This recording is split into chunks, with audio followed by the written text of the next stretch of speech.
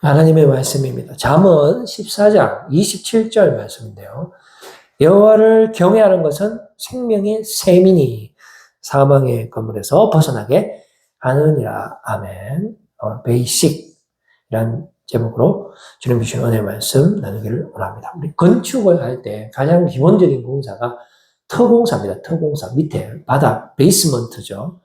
우리 기독교의 가장 핵심이 되는 건 바로 예수 그리스도의 부활입니다. 오늘 부활주일인데요.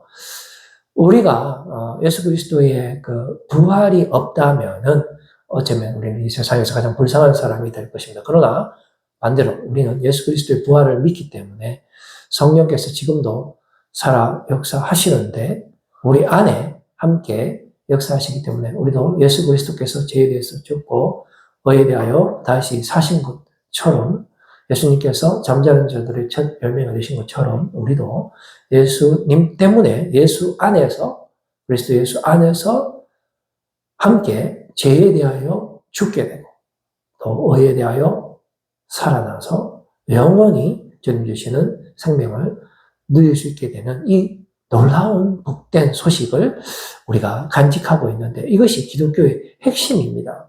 그런데 구약 성경에 바로 이 핵심적인 상황을 잘 설명해주고 있는 책이 바로 잠언이 되겠습니다. 성경의 기본 중에 기본이라고 할 수 있죠.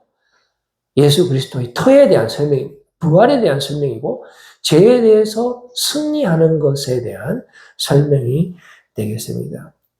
그런데 보통 우리가 이 기본기라고 했을 때 어떻게 보면 이건 너무나 다 아는 사실이고 또 진부하고 또 귀찮기도 귀찮고 또 시간도 많이 걸리기 때문에 이 기본적인 코스를 그냥 지나가 버리는 사람이 많이 있습니다. 어학 공부하는 사람도 그렇고요. 악기 연주하는 사람도 이 기본 과정을 넘어가야지만 그 위에 화려한 기술들을 쌓아 놓을 수가 있는 것이죠. 다 아는데 그건 할 필요 있나? 저 그냥 바로 화려한 기술을 가르쳐 주세요. 라고 해서 그 화려한 기술을 배우게 되면은 모래 위에 집을 지은 것처럼 되기 때문에 우리가 반석 위에 집을 지어야지만 이 비바람이 몰아칠 때 문을 두지 않지만은 이 기본기가 없는 사람은 이 화려한 기술이 있다 하더라도 어떤 돌발 상황이 발생하게 되면은 그 신앙이 무너지고 마는 거예요. 우리가 밭에다가 이렇게 씨를 뿌리는데 길가에 떨어진 그 씨도 있고, 그리고 또 가시밭에 떨어진 씨도 있고, 좋은 밭에 떨어진 씨도 있잖아요. 그래서 우리가 제일 좋은 것이 이 기본인데, 어쩌면 이 기본은 처음이자 마지막이죠. 바로 예수 그리스도이십니다. 우리의 모든 것 되시는 그분이 지금 내 안에 역사하시기 때문에 우리는 처음과 마지막 되시는 그분이 주시는 이 부활의 능력을 가진 거예요. 그러니까 사도 바울이 고백하는 것처럼 나머지 모든 것을 알지 않기로 그 사람은 오늘날에 말하면 서울대 출신이고 부족함이 없는 사람이지만은 그러나 예수 그리스도를 만났을 때 그의 인생이 완전히 변화되면서 나머지는 아무것도 알지 않기로 했다라고 고백을 하고 있는 것입니다. 그런데 우리의 삶도 과연 사도 바울처럼 가장 존귀하신 예수님을 나의 최고의 히든 카드로 생각을 하고 있느냐? 안타깝게도 그렇지 않습니다. 우리는 이렇게 생각합니다. 그건 다 아는 거 아니가. 그건 굳이 할 필요 있나. 저는 화려한 삶을 살고 싶습니다. 라고 이야기를 하는 겁니다. 문제는 무엇이 옳고 나쁘고 아는 것이 중요한 것이 아니라 그 아는 것을 실제로 살아내는 능력이 우리에게 있느냐라는 것이죠. 우리가 생각하는 이 옳은 것을 따라 살 수 있는 힘은 우리의 인간의 힘으로, 육의 힘으로, 돈의 힘으로 되는 게 아니에요.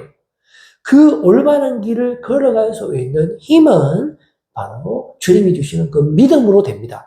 은혜로 되는 거예요. 사도 바울이 능력으로 좋은 대학교 나오고 모든 좋은 환경이 그를 옳게 만들었습니까? 아닙니다. 오히려 예수 그리스도를 믿는 사람들을 핍박하는 삶을 살았잖아요. 그런데 예수 그리스도를 만나고 그의 주장을 우리가 서신서에 읽어보면 오직 믿음으로, 오직 예수로, 오직 은혜로 세상 말로 바꿔서 말하면 아무것도 없는 거예요. 눈에 보이지 않는 거예요. 세상의 돈도 아니고 그 아무것도 아니지만 예수 그리스도 한 분만으로 만족한다라는 그런 고백을 하고 있는 겁니다. 그래서 이 잠언은 뭐라고 말을 하냐면은 옳고 틀린 것을 아는 것이 중요한 게 아니에요. 그대로 살아가는 것이 중요하다라는 겁니다. 세상의 원리와 똑같아요. 잠언에 보면 이게 지혜의 그 문학의 특징인데, 만약에 세상 사람들이 생각하는 선과 악의 개념이 우리 교회에서 생각하는 선과 악의 개념과 다르다라면은 우리가 어떻게 이 세상에서 빛과 소금이 될 수 있겠습니까? 예수님께서도 이렇게 말씀하십니다. 너희 의가 바리새인과 서기관보다 더 우수하지 못하면 결단코 천국에 들어가지 못하리라라고 말씀해 주는 거예요.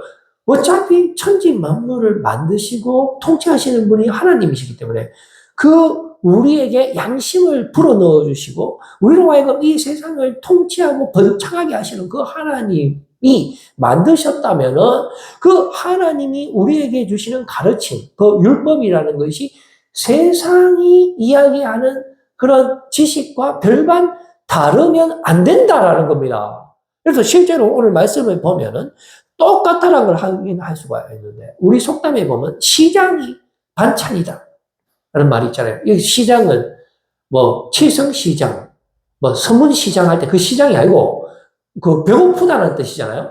그러면 잠언 27장 7절 말씀에 보면 이런 말씀이 있습니다. 배부른 자는 꿀이라도 싫어하고 줄인 자에게는 쓴 것이라도 다니라. 보세요. 똑같은 의미를 가지고 있죠. 그리고 우리나라 속담에 이웃이 사촌보다 낫다. 이것은 또 잠언 27장 10절 말씀 보면은 이렇게 기록되어 있죠. 가까운 이웃이 먼 형제보다 나으니라. 여기서 형제는 가족을 말하는 거예요. 급할 때는 가족이 지금 경기도에 사는데, 그런데 내 이웃 옆집에 있는 내하고 피는 안 섞였지만은 그 사람이 내하고의 관계가 된다면은 훨씬 그 사람이 나에게 도움이 된다 하는 것입니다. 그리고 또 상식적인 내용도 아주 많습니다. 제가 아는 우리 어르신 한 분 있는데, 제 전도 대상자인데, 그 어르신 집 앞에 그 개척교회가 하나 있어요. 그런데 그 개척교회 목사님이 새벽마다 얼마나 통성기도를 크게 하는지, 그 목사님 정말 은혜가 넘치는 분이에요. 그런데 저는 놀랍게도 내 전도 대상자 그 어르신이 아침마다 그 목사님을 욕을 하는 거예요. 욕을. 새벽부터 말이야. 시끄러워 죽겠는데. 그래서 처음에 들으면서, 야, 저게 아닌데? 그럼 다시 생각해보면, 이건 상식으로 새벽에 잠자는데 막 시끄럽게 막 축복하고 기도하면 그게 도움이 되겠습니까? 이런 말씀이 여기 있어요. 잠언에 이런 말씀이 27장 14절 말씀입니다. 이른 아침에 큰 소리로 자기 이웃을 축복하면 도리어 저주같이 여기게 되리라. 그러니까 상식과 하나님의 말씀이 다른 것이 아니에요. 똑같은 겁니다. 우리가 실수하는 것이 세상의 지식은 천한 거고 우리는 하나님만 거룩하고, 그게 아니다라는 겁니다. 하나님은 세상 만물을 만드신 분이시기 때문에 그렇습니다. 그래서 이 온 세상은 두 가지 세상으로 나누어져요. 착한 세상과 악한 세상. 그러면 하나님께서 모든 만물을 만드셨는데 악한 것도 만들었나요? 아닙니다. 악한 세상은 우리가 스스로 말 안 들어서 우리가 만든 거예요. 그럼에도 불구하고 하나님께서 은혜로 우리를 기다려 주시고 건져 주시고 회복시켜 주시는 것이죠. 그래서 이 잠언은 처음부터 끝까지 선과 악한 세상이 있다라고 말합니다. 이건 우리의 인간의 실존적인 세상이죠. 지금도 우리는 선택의 기로에 있습니다. 교회 갈 것인가 말 것인가. 하나님께서 교회 가지 마라 했습니까? 선악과 따무라 했습니까? 아닙니다. 선악과 따문 건 우리예요. 교회 가기 싫은 것도 우리입니다. 그래서 하나님께서 교회 안 오면, 선악과 따먹으면 큰일 난다라고 말씀하셨지만 사실은 그 말씀은 우리로 하여금 올바른 길로 살게 하기 위한 가이드라인이에요. 그래서 하나님은 이 두 가지 세상에 다 직접 개입하십니다. 말 잘 듣는 사람에게 개입하는 것은 당연한 거고, 그런데 우리는 10명 중에 9명이 모두 다 말 안 듣잖아요. 그런데 하나님이 우리를 버리십니까? 결단코 우리를 버리지 않으시고 우리와 함께 하신다라는 사실을 알 수 있습니다. 잠언에 80%는 솔로몬이 지었어요. 솔로몬은 지혜의 왕이잖아요. 그런데 나머지 약간 또 지은 사람이 있는데 아굴이라는 사람이 있어요. 그리고 러무엘이라는 사람이 있는데 이 러무엘은 왕입니다. 그래 아굴은 왕은 아닌데 당대의 유명한 현인인 겁니다. 그래서 그 아굴의 잠언 30장 4절 말씀을 보니까 이렇게 기록되어 있습니다. 하늘에 올라갔다가 내려온 자가 누구인지, 바람을 그 장중에 모은 자가 누구인지, 물을 옷에 싼 자가 누구인지, 땅의 모든 끝을 정한 자가 누구인지, 그의 이름이 무엇인지, 그의 아들의 이름이 무엇인지 너는 아느냐라고 기록하고 있죠. 이 말은 하나님께서 착한 세상이든 못된 세상이든 온 천하 만물을 창조하시고 개입하시고 다스리시고 컨트롤하신다라는 말이 되겠습니다. 30장 8절 말씀에도 보면 곧 헛된 것과 거짓말을 내게서 멀리 하옵시며 나를 가난하게도 마시고 부하게도 마시고 오직 필요한 양식으로 나를 먹이시옵소서. 우리 예수님께서도 우리에게 가르쳐 주신 주기도문에서 일용할 양식을 주옵시고 라고 우리에게 가르쳐 주셨잖아요. 그러니까 우리가 음식을 먹는 것, 많이 먹는 것, 적게 먹는 것, 돈이 많아서 풍족하게 먹는 사람, 돈이 부족해서 음식을 좀 질이 안 좋은 음식을 먹든지, 심지어 돈이 없어서 정말 굶주린 사람이 있든지, 모든 사람의 우리 하나님의 은혜가 임한다라는 것을, 하나님의 통치하심이 적용된다라는 것을 아굴은 이야기하고 있습니다. 그래서 하나님께서 주시는 그 말씀은 마치 보약과 같고 내 발에 빛과 같고 꿀과 같다라고 말씀해 주고 있어요. 24장 13절에서 14절 말씀을 보면은 우리 하나님의 말씀이 하나님의 인도하심이 우리의 삶 가운데 어떻게 나타나는지 잘 보여주고 있습니다. 내 아들아 꿀을 먹어라 이것이 좋으니라. 송이 꿀을 먹어라 이것이 내 입에 다니라.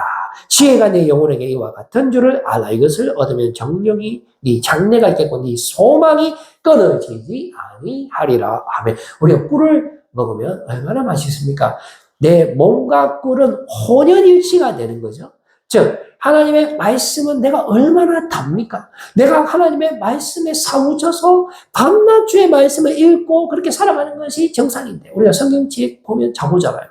이거는 잘못돼도 매우 잘못된 우리 세상에 오락과 쾌락을 즐기면 눈이 동그라지잖아요. 그런데 말씀이 오잖아요. 잡아요. 이거는 뭔가 잘못된 것입니다. 29장 13절 말씀에도 보면 가난한 자와 포악한 자가 섞여 살거니와 라고 말씀해 주고 있어요.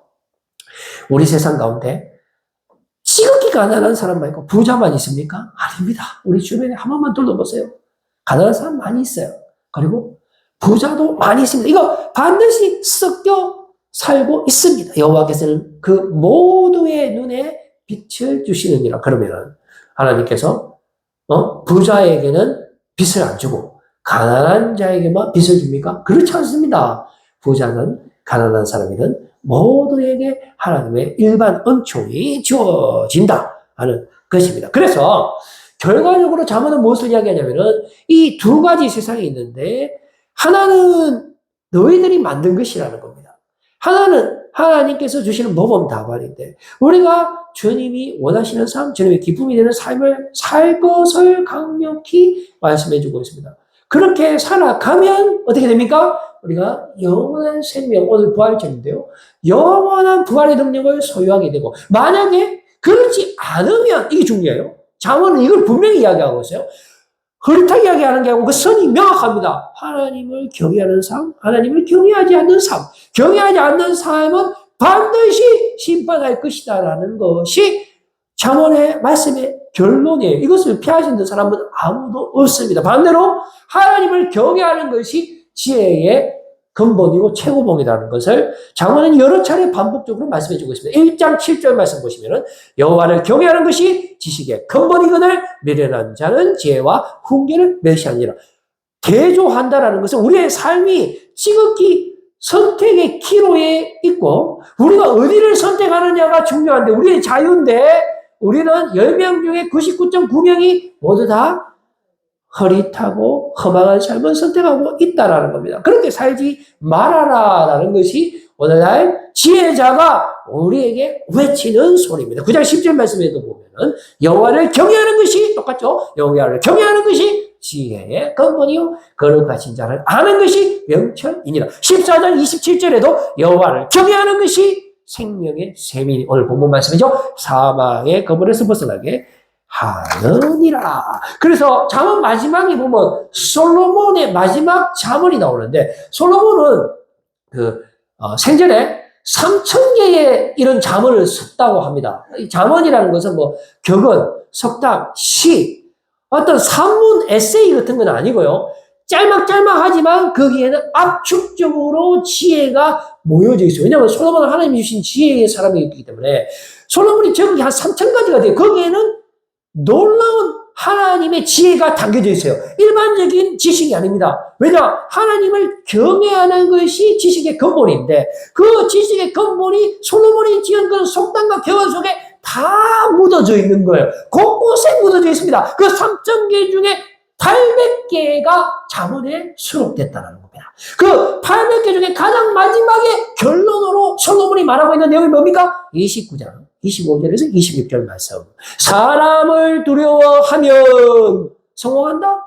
아닙니다. 올무에 걸리게 되거니와 여호와를 의지하는 자는 안전하리라. 계속해서 26절. 주권자에게 은혜를 구하는 자가 많으나. 여기서 주권자는 하나님이 아닙니다.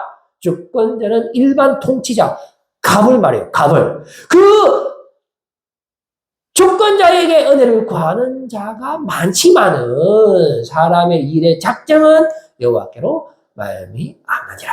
아멘. 그리고 또 르무엘이라는 당대 최고의 왕이 있어요. 물론 역대 상하, 역대기에 등장하는 왕은 아닙니다. 이 왕이 어떤 왕인지는 알 수 없어요. 학자들이. 하지만 르무엘이라는 왕의 이름의 뜻이 놀랍습니다. 바로 하나님께 속하다라는 뜻을 가지고 있습니다. 이 르무엘의 잠언도 마지막에 수록되어 있습니다. 그래서 실제로 우리 하나님께서 개입하신 결과 하나님께서 이 악한 세상에 지혜를 주신 결과 어떻게 됐습니까? 14장 31절 말씀을 보니까 가난한 자와 가난한 사람을 학대하는 자는 그를 지으신 이를 멸시하는 자요 궁핍한 사람을 불쌍히 여기는 자는 주를 공경하는 자니라.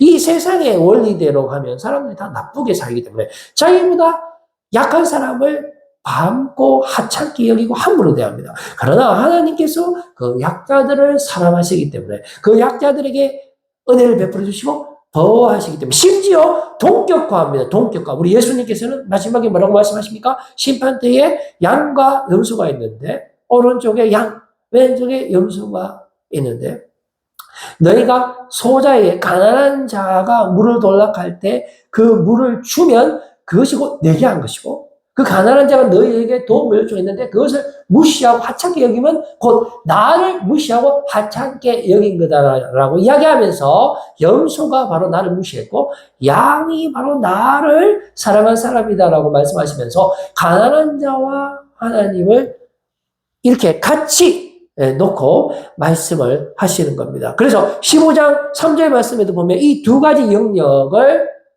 동시에 보고 계신다. 여호와의 눈은 어디서든지 악인과 선인을 감찰하시네요. 특별히 누구를요? 약자, 악인, 소자. 그 다음에 15장 11절에도 스올과 아바돈이 뭡니까? 지옥이죠, 지옥. 스올과 아바돈도 심지어 여호와 앞에 드러나거든. 우리가 어디서 무슨 짓을 하든지 숨든지 하나님께서 다 보고 계신 거예요. 왜 보고 계실까요? 우리를 그 어둠에서 건져주시기 위해서. 양이 100마리가 있는데 한 마리가 어디 묶여져 있잖아요. 그럼 그거 버릴까요? 안 버립니다.